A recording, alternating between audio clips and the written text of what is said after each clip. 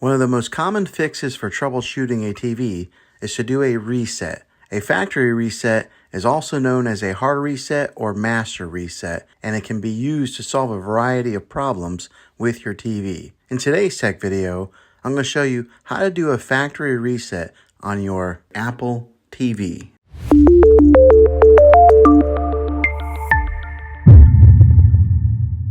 My suggestion before going through a factory reset is to do a soft reset first. It'll minimize the impact of the process and allow you to save any data on your TV set. To perform a soft reset on your TV, simply unplug it from the wall outlet, and after about 60 seconds, you can plug it back in. Now make sure you are patient here and wait the whole 60 seconds. This will solve most of your problems. If that doesn't take care of your problem, then you can go on with the factory reset.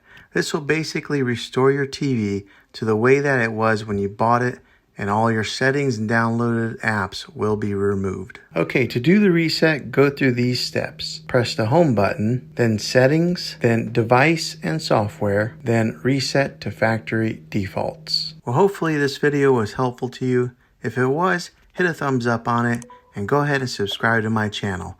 I make tech videos all the time, and I would love to have you back in the next one. Take care.